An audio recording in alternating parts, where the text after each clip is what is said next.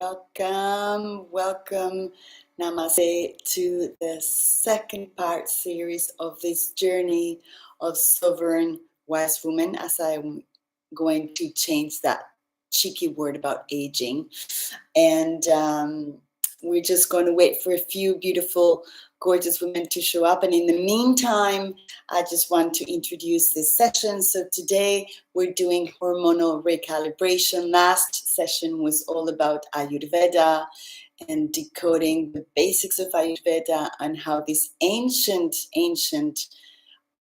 art and knowledge can bring so much wisdom to us nowadays in the modern world, especially when we're transitioning into the golden years, as Ayurveda likes to call it. And also, if you're watching this, if you're new to Ayurveda, what I would like for you to do before you carry on and listen more is to do a dosha test. So if you go to session 1 of this 3-part series, there's a link to do a dosha test in a great platform with Banyan Botanicals, and it just gives you a really good rundown of one, as you get through the questions, you will learn about Ayurveda, and also you will start to see a pattern to see what's out of balance. And knowing that, then you can continue back and follow the series, which is all about trying to decode this hormonal roller coaster that women go through, and starting as early as 35 and then moving on into menopause, and which is quite the journey. And I just want to make sure, so we've got some beautiful women in the chat. If you want to say hello, I know you're there, you can hear me. And so I will start with the transmission. So first and foremost, I just want to give gratitude to this magnificent ancient master knowledge of Ayurveda, because even if you don't know anything about it, it's so simple to be able to integrate some of these tools, techniques, and rituals into our lives, because at the end of the day, we work with what we have at home in our kitchen. We don't need to go and spend a lot of money trying to balance ourselves. Everything's in your kitchen. Everything is available. Great. Everything good. Great. Fantastic. Hello. Brilliant. Chris, you can hear. Great. And it's Nadine present. Nadine, are you there?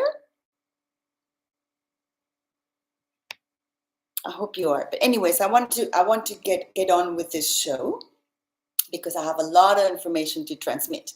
So as we today we're speaking or transmitting a little bit more about what hormones are and whatnot. So we're going to start with speaking, or I'm going to start with speaking about the two most important transitions in the woman's life. So we're talking about menarche, puberty, which can happen anytime between 10 and 15 years old, and then menopause.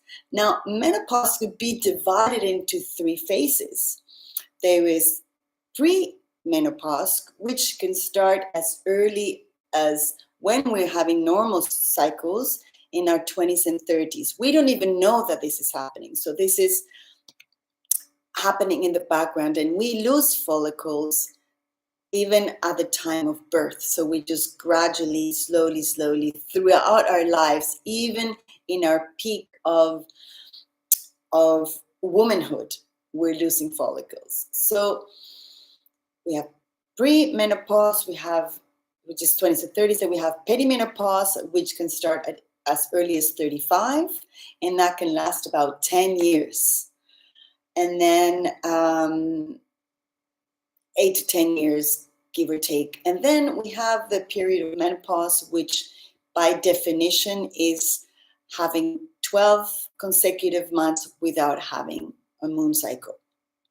And so So as you can see, it's 3 phases of hormonal transition, and so much can happen on that ride. So if you think back when you were going through puberty, when at that time of menarche, a lot of the symptoms that you're experiencing, maybe yes, maybe not, or a mixture, are very similar to what happens during perimenopause. So we're sharing a lot of the symptoms, which is uh, mood swings, anger, and I have to put on my glasses, ladies, because eyes are not so fantastic. How do you like that look? And irritability is a big one, emotional, just being an emotional roller coaster, fatigue, migraines, irregular cycles, breast pain, acne, and birth control actually makes all the symptoms worse. So any woman that has been on birth control pill will experience, unfortunately, worse symptoms. And the symptoms can vary, ladies, between 50 to 150. 100 of those symptoms don't actually have anything to do with menopause, or we're not really linking the two. So there's just so much that can happen. And what are hormones? Hormones are chemical messengers. They are traveling through the body, giving signals and information and guiding all of our systems in our body. It's like a relay system, like a network, if you will. And they need to work for it to be optimal. The body has to be in what we call a homeostasis. Homeostasis is an equilibrium, is balance. And sadly, as we start to feel the waves, the body starts to go through a recalibration. This is how I like to call it. And so the hormones are responsible for absolutely everything happening in our beautiful systems. Everything from energy to mood, sleep, hunger, metabolism, libido, absolutely everything. Everything has to do with hormones. So the hormones which are most common is estrogen, and you've probably heard about this one a lot. This is called the nourisher, and it supports brain, heart, bones, skin, keeps tissues hydrated, stabilizes the mood, and obviously when it starts to decline, then we get the opposite of all those symptoms. So dryness, brain fog, mood swings, etc. Estrogen is produced in the ovaries, by the way. And then the next one is progesterone, which is also called the calmer, is produced in the ovaries after ovulation. So progesterone is the first hormone to start to decline when we start to have, when our cycles start to be intermittent. So this is what happens. And it actually balances estrogen and a few other hormones. And of course, it supports sleep and supports the regulation of our systems. And of course, when it declines, we're experiencing anxiety, poor sleep, irritability. Then we have the one that gets a really bad rep nowadays is cortisol, and is produced in the adrenals. I'm going to go this way. And it regulates energy, alertness, and it's supposed to be high in the morning and low in the evening. And when it's dysregulated, of course, we're feeling fatigued, burnout, weight gain, poor sleep, and a bunch of other stuff. So the next one's testosterone. Testosterone supports energy, motivation, muscle strength, confidence, and drive, as well as libido, and is produced in small amounts in the ovaries and the adrenals. So it's not just a male hormone, but it's also part of what helps women feel stronger, energized, and engaged in their lives and with the people around them. Then we have insulin. Insulin it actually could play a quite negative, but I don't want to use that word. And so it could have an effect, a very deep, deep downward spiral effect on hormones if it's unregulated or if you're having insulin spikes. So it's the metabolism regulator. It controls sugar. When in out of balance, we might experience weight gain, cravings, energy crashes, and the important thing about insulin is that as we start to feel more waves through our later years, we're going to start to feel that we need to reach for sugar for more energy, but actually this could have an even worse effect in our hormones. So if we do feel like we need to have that, or we need to have something sweet, especially as vatas, for a little bit of energy, we need to go for natural sources like dates, fruit, coconut water is fantastic, is the best way to hydrate actually. And which is one of the things that happens as we get into our vata years is dryness of the hair, dryness of the. It's multi, mega important that hydration in all levels is paramount. So in midlife, the body begins to rely more on the adrenals, on metabolism, and the nervous system. So you're going to hear me today mention that when we think about regulating hormones, it's not just about hormones, because the nervous system plays a massive role.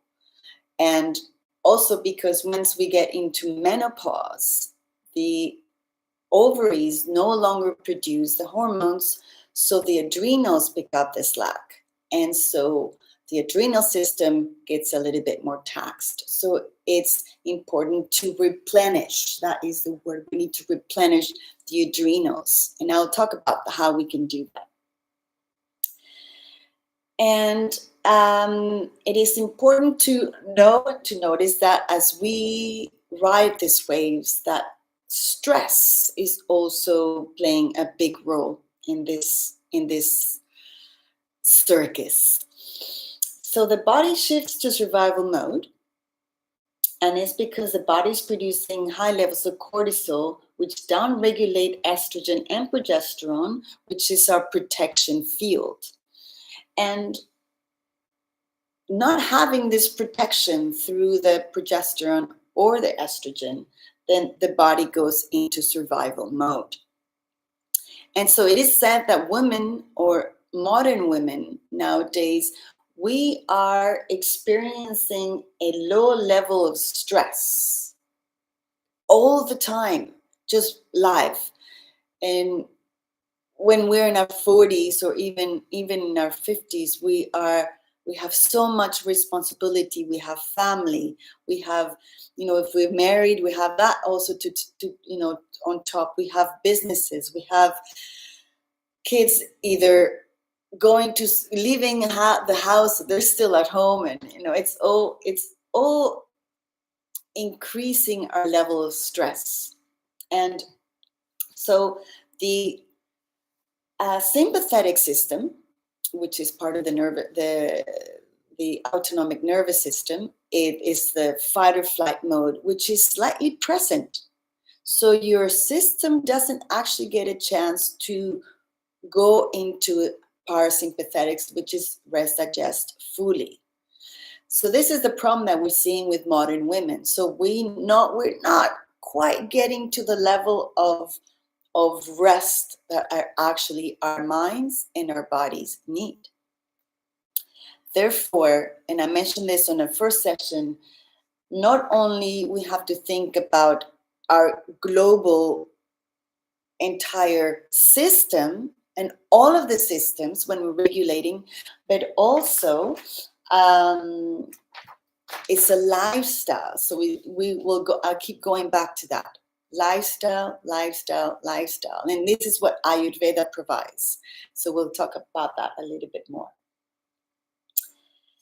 And so what happens when the body is not reaching that level of, of rest, then over time, we start to feel effects on our sleep, in our mood, in our hormonal stability, in our metabolism, the way we're regulating sugar. So all goes a little bit out of whack. And no wonder we're feeling like this, right? And so basically, what happens is for the nervous system to regulate itself, it needs to feel safe. So we go back to not just hormones, but is a down regulation, a regulation of our nervous system through. We could do some. We'll talk about what we can do, but it's specifically about feeling safe. Your nervous system needs to feel safe in order for your hormonal system to go back to stability. And from an Ayurvedic perspective, what happens is all this stress, all this lifestyle, which is not calm and not smooth and not stable. Ayurveda is the science of balance. So if there's no balance, then the vata is going to be out the window. So if you think about it, you're going into the vata age. If you're already vata, which most of us are, and then you add stress on top of that, wow, it's like a cocktail of chaos. And we want to avoid that. So this is why Ayurveda, again, is so important. And we'll talk about that more. And so I want to give you a few statistics which are at this point really, really important for us to know. So by the year 2030, 1.2 billion women on planet Earth will be in menopause. So just stay tuned to what's going to happen to the industry. So we're going to go from society saying that when women reach menopause, it's a decline and you're a wreck and you're drying and you're like an old prune and all of that, to, oh, wow, there's an opportunity to make money. So we're going to see a big change in the industry where there's putting a highlight into what we can do. And obviously they're going to create all kinds of weird things for us to buy, but the important thing is to stay natural, because even HRT, there's been some studies showing, in fact, the first study ever done on HRT only came out in 2003, and the results were quite off the charts scary. So stick to natural. I'll talk about that at the end. Heart disease is the #1 killer of women after menopause. That's a bit scary. 1 out of 2 women will have some sort of an osteoporotic fracture. 1 out of 3 women will have some sort of arthritis. I have osteoarthritis inherited from my mother. Both of my hips are ceramic, so I'm a little bit like a doll. And that really doesn't have anything to do with with this topic, but I'm just saying that because of that, my lifestyle has completely changed. My yoga practice has changed, the way that I take care of my body, the way that even down to how I sit. I have to be so mindful. And lastly, 1 out of 4 women will develop diabetes after the age of 65. So that doesn't have to be the case. These are statistics, they're scary, but it doesn't have to be the case. So this is why it's so important, ladies, to be able to find a way for you to be able to cope naturally through your waves, find a lifestyle, find a rhythm, And again, I will talk about this more, but I keep just going back to lifestyle, because if there's no routine in your life, routine is paramount, just like it is for Vata. A time in which you get up in the morning, there's a rhythm to your food, there's a rhythm in your journey throughout the day. You have downtime, and then just regulation, and then same time, similarly, the way that you end your day is really important, and no screens by a certain time. And then you need to allow your nervous system and your being downtime before going to sleep, because sleep is paramount as we know it. And also on that note, I just wanted to say that every cell and organ in the body has hormone receptors. So it's a massive connection network. And how we enter and how we deal, how we passage through perimenopause and menopause, it will dictate how healthy you're going to be for the rest of your days. Yes, this is a big one. Okay, so we still have Chris and Yoki. Any questions so far? Just put them on the chat, ladies. But I'm just going to carry on, because I have hormones and nervous system to talk about, and a few other things. So, as hormonal levels begin to shift in midlife, the nervous system becomes more sensitive and more reactive. The hormones like estrogen and progesterone play a key role in regulating the brain, the mood, and the stress response. Estrogen helps to support serotonin, our feel-good neurotransmitter, while progesterone has a natural calming effect and soothing in the nervous system. So as the hormones start to fluctuate and gradually decline, many women begin to feel, as we know, the massive symptoms, anxiety, overwhelm, etc., emotional sensitivity. And it's not because there's something wrong, it's only because the nervous system is not getting the support that it normally gets naturally. And so, as mentioned earlier, stress produces high levels of cortisol and in the system, and therefore the body starts to compensate by relying more heavily on the stress response system. This means that everyday stressors can feel just slightly more overwhelming.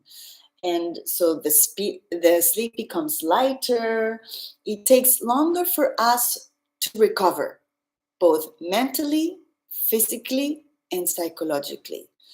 And this is whether we've gone for a run or whether we've gone into an argument. So it all comes down to recovery time. It slows down. But knowing that, then we can adapt. So research is showing, this is super interesting, ladies, that 21 minutes, 21, not 20, but 21 minutes of daily breath work, pranayama, can substantially decrease the symptoms of menopause and perimenopause, especially hot flashes. And it also increases brain health and increases dopamine levels, and along with their neurotransmitters like serotonin and endorphins. Just breathing, isn't that great? So if you don't have a regular practice of pranayama or breath work, if you're going to take one thing away with you from this series, is start to do breath work. And this is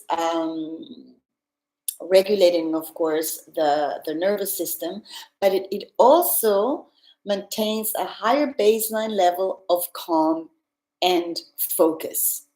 And we're talking about like strong inhales and strong exhales through the mouth.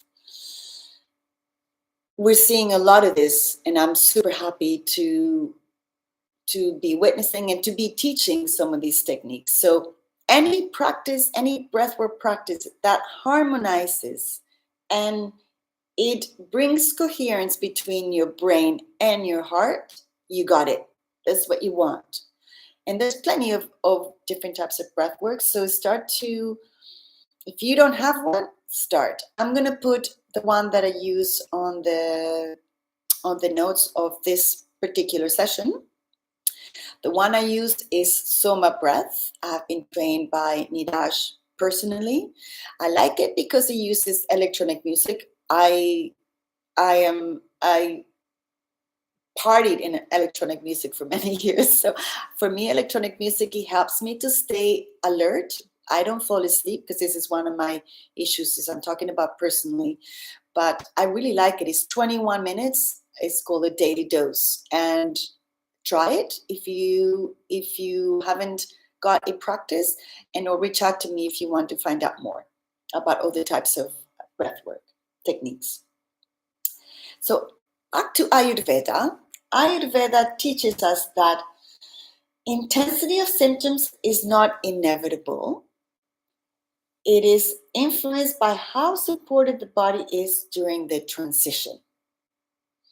When digestion, nervous system, and daily rhythms are stable, then this phase can be experienced with much more ease. When the systems are overwhelmed, depleted, or overstimulated, then symptoms can feel way more pronounced. Now we're going to talk a little bit about sleep, mood, metabolism, and vitality. So as we enter midlife, supporting these key areas in our lives, it doesn't become so much of a quick fix. So anything quick fix is over. It's done. It's so old school. It's done. And we're moving more towards creating the right conditions for the body to rebalance itself. We have the innate capability to heal ourselves. So we just need to remind our systems through practices, gentle practices, through everything that Ayurveda teaches us, for the body to start to recognize that, okay, it's safe and I can regulate naturally. The body can. So in Ayurveda, this is achieved through simple but consistent. That's the key with Ayurveda. It has to be consistent. Practices, nourishment, tools, rituals that come and teach the system to stay calm for longer. Sleep is deeply connected to how safe and regulated the system is. Creating a routine that signals the nervous system that can actually safely rest is crucial. And so this means finishing your days at a certain time, same time, your meals at the same time, hang out with people that love you, give yourself time before you go into sleep, have the chamomile tea, have the herbs, the adaptogens that help you to soothe your brain. And that's the actual focus of adaptogens, is by design and by nature, they help the brain to deal with stress. Isn't that amazing? This is by nature. And our moods are closely tied to both hormonal fluctuations and nervous system stability. Supporting emotional balance involves creating space for stillness, for reflection, gentle movement. This might include time in nature, mindful breathing, and anything that's going to bring a sense of groundedness to your system and your mind, and to connect you back to your body. So if you're going throughout the day without routine, and you're just doing things because they're appearing, or because it's there, or because somebody told you to do that, and there's no routine in your life, this is going to have a big effect on your system. So please find routine, find stability. And it's very difficult for Vata, but it's paramount. And we're going to talk a little bit about metabolism and digestion. So I have a lot to share here. So you might need to come back to this if digestion is off for you. You might want to come back to this section of the recording to take notes, because it's a lot. It's a lot. Okay, so in Ayurveda, metabolism is governed by Agni. So that's the power of digestion, not just nutrients, not just food, but thoughts, daily happenings, emotions. So we're digesting here and digesting in our gut. And as we move into our midlife years, maintaining a balance and strong Agni is crucial.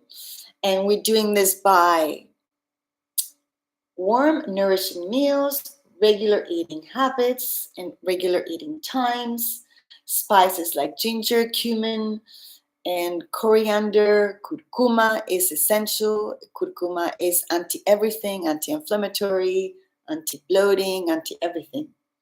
Healthy fats, mineral-rich food, adaptogens, herbal hydration, gut health, immunity, which is hojas in Sanskrit.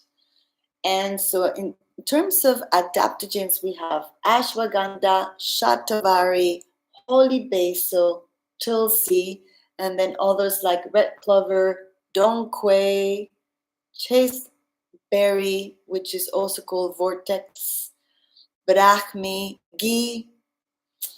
And ghee is a fantastic way to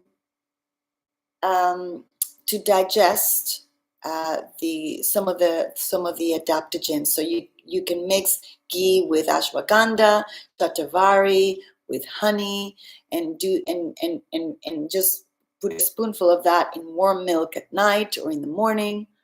It's a great way to get fat, because fat and protein are the building blocks of hormones.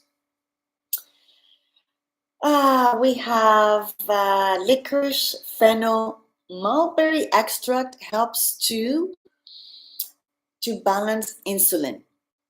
This is an important one for those of you that are having insulin issues.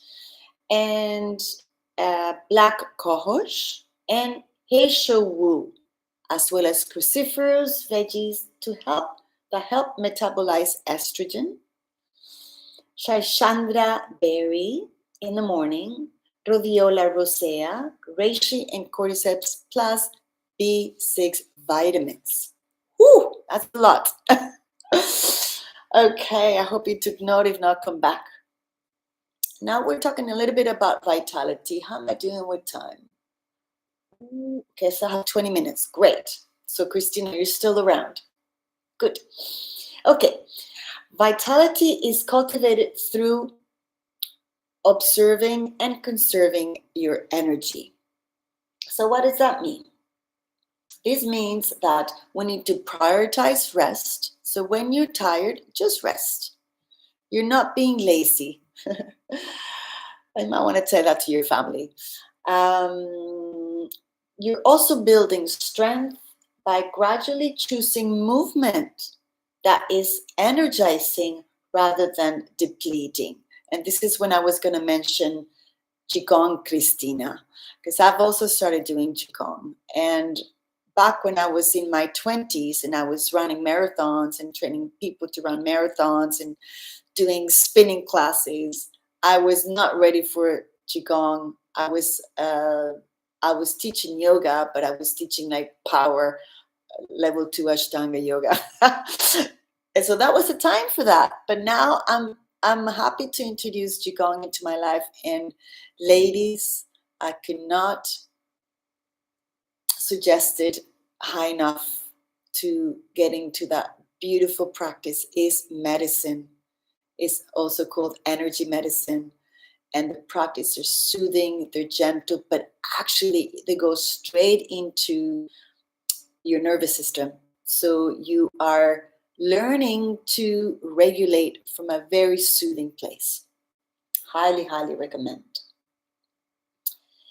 So all these vitality and energy, they also tie in with strength and stability. So since estrogen declines, which supports muscle strength and bone density and overall vitality, so this means that the body is no longer maintaining strength in the same effortless way. Of course, everything is changing. And so this means so that what we need to do is that now we need to think of strength training even differently. Is now a function is for the function of our body, adding stability and longevity. And strength training is also becoming actually, I have it really good. I have it here as a one-liner. I love this. So strength, any type of strength training is in this phase of life, it becomes a form of self-support and self-regulating. And this is strength training, resistance training. You can use your own body, but actually women, we need what we call, I mean, obviously weight, but we need weight bearing, but more than our body weight. We need to actually get in the gym and hit the weights, as they say. And but there's a deeper layer of strengthening, which is building strength gradually, but more from a slow, intentional way with a movement. So this, going back to Qigong, is slow and is intentional. And it's regulating as well our nervous system. And it creates steadiness, resilience, support, and inner strength, which is what we need in our golden years. And so because of this word adrenal replenishment, I want to tell you a little bit about how to regulate that. And not regulate it, but replenish or to soothe the adrenals. So the most important thing is to remember that the adrenal glands are part of the larger stress response. And they are nourished by us creating the conditions for, as I mentioned earlier, for a body to learn to heal itself. So nervous system, so doing anything to help your nervous system regulation is going to take care of your adrenals, and also nourishment. So think Vata diet. So I'm going to go now over a list of, where are they? A list of examples of what we can do to help us with regulation and support, and to add that to your it could be overwhelming, actually, the amount of things that we can do, but it comes down to what you need. What is the most important in your life right now? Is it to get sleep, or is it to calm your anger, or is it to find ways to soothe your system when you're feeling a little bit agitated? And I'm also going to teach you 3. Yes, good. I love Qigong. Yes, amazing. 3 exercises to help you with hot flashes, to help you with brain fog and with sleep. So stay tuned. Okay, so when it comes to strength training, it needs to be about minimum twice a week to 3 times a week. Your body needs to rest in between. So we need to give a signal to the bones that it's safe to build strength again, to build bone density, because we lose a lot of bone density every year. It's astonishing, the numbers. We need to include fascia movement. So any sort of somatic word that is going to, fascia is a network of tissues that connect everything from head to toe. So there's no separation with the fascia. It's everywhere. It's from head to toe. So rolling on these foam rollers are great. Massage. Don't forget also the importance of I was gonna say, oh, it escapes me, but it doesn't matter. It will come to me. Mineral-rich food, sunlight, vitamin D, your fats, your natural sources of fat. So we're looking at ghee, avocado, sesame seeds, tahini, almonds. Lower your stress because cortisol breaks down bone. Ouch. And getting to a good pre-sleeping routine so that you can rest and recover. And hydration through herbal hydration, coconut water hydration, bath hydration, anything that's going to hydrate you is important. So we're going to finish up, ladies, with 3 exercises. I want you to do this with me, okay? So these are actually 4 exercises that I learned from a woman that's doing, sorry to move so much, she's doing energy medicine, and it's connected to Chinese medicine. This is not Qigong, but it's very similar. And so the first one's for hot flashes. So by the way, a crazy statistic, 75% of menopausal women complain of hot flashes. And I mentioned that breath work can regulate it, but also any type of work that you're doing to tone your vagus nerve. I have not mentioned vagus nerve. So toning your vagus nerve is imperative also. Something happened in my screen. Anyways, so for hot flashes, ladies, here's the exercise. Do it with me. So I'm going to take off my glasses for a moment. And this is 2 to 3 breaths per where my hands go. Okay, so first one is in the eyes. Okay, let's take 2 breaths here. Exhaling through the mouth. We're going to do that one more time. Breathe in and exhale. Good. Then we slide the hands over to the temples. We do the same. We take 2 breaths here. Inhaling through the nose, exhaling through the mouth. I repeat, this is for hot flashes. So as soon as you feel a hot flash, do this. Then from here, pay attention. This is really neat. You're going to scoop your hands behind your ears like you're caressing, and then down your throat. You bring your arms across, and you're just going to wrap your upper arms. So this is sending signals to your brain and to your body that it's okay and it's to feel safe, and that there's no reason why hot flashes or feeling hot is not necessary. So there you go. It takes really no time. The next one is for brain fog. 69% of women in menopause complain of brain fog. And this is, of course, for us vatas, it means it's going to be a little bit worse because we're very forgetful. So this is a good one for brain fog. This is great. I like this one. So we place the fingers on it's just in the middle of our forehead.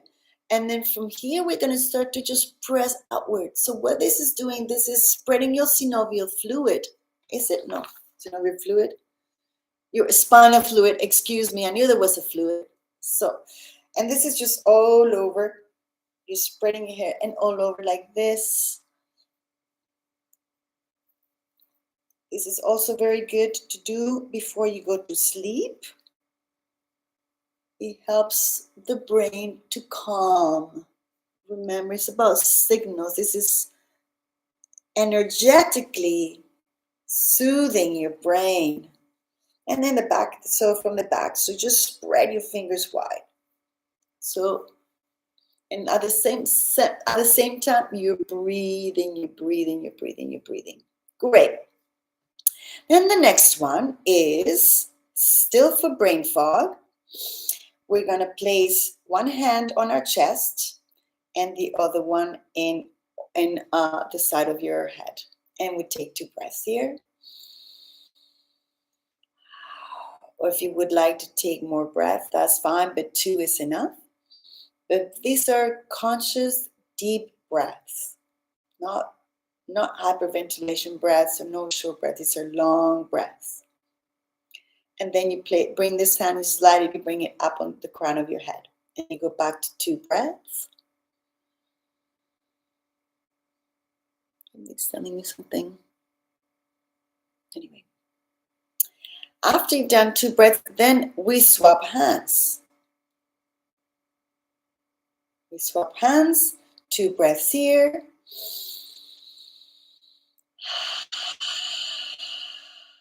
Hope you're doing this with me.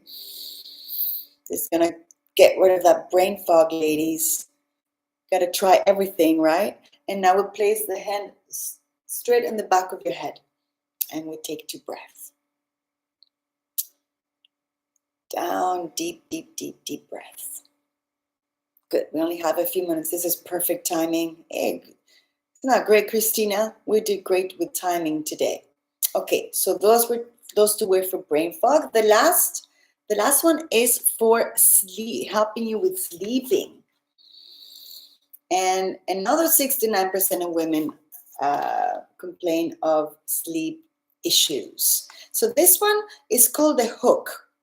So with your right hand, with your right middle finger, you're going to bring it underneath, just below your belly button.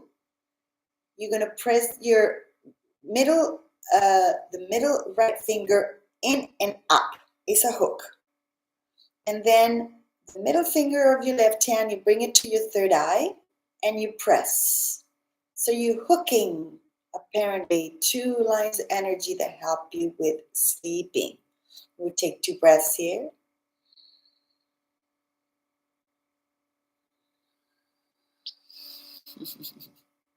Good, I'm happy you love it, Christina. This could be done any time of the day. I highly recommend, Christina, for you to do this throughout the day. They're going to help you or anybody. And that is, wow, look at that, 5 minutes. So we're just going to take a moment to say thank you, but also just to share with you that in the notes for this session, you're going to find links for a few fantastic podcasts about menopause. One is about perspective on Ayurveda. The other one is brilliant. This fantastic woman that I like to listen to her podcast. Her name is, what is her name? Candace Birch. And she's super knowledgeable. And there's also a link to a fantastic channel on YouTube of a woman that calls herself the Insulin Queen. She has a little video on menopause, and check it out. And actually, all the links are there, are amazing. When you have time in your car, you can listen to the podcast. A lot of the information I share with you today, they come from this podcast. There's one on, it's a podcast about women speaking truthfully, or something like this. Anyways, so you'll find lots of great links on the notes of today's show or today's session. I hope that it was not too much for your brain, or that you didn't get tired of me reading and talking and reading and talking. My vata is really high at the moment. But again, thank you. And on that note, I'd like to invite you to next week's session, where we're just going to kind of bring it all together. We're going to talk about what it's like to step into the second spring, which is a term form from Chinese medicine, and the golden years. So what does that mean? And what do we do moving forward? I have put together a 21-day guide with loads and loads of juicy Ayurvedic and Chinese medicine rituals and tools that that's gonna be accessible for you ladies after, or anyone that is listening to this session afterwards. So thank you for listening. Thank you for being here. Please, if you know of any woman that could benefit from this knowledge, from having a womanhood, from just having an outreach place, a platform, please send her my way, or join, or share this session with them. And also, I created a Facebook group called Luna Women, which is a place where we can. I haven't checked it out this week, but you can also put questions there.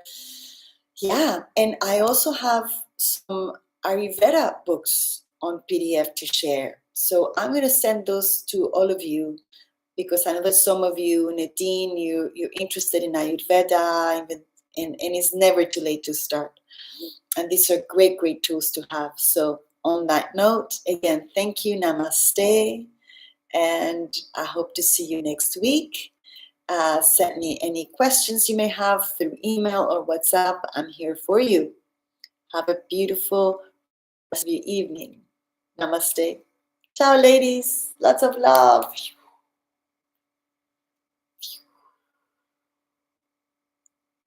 Ciao.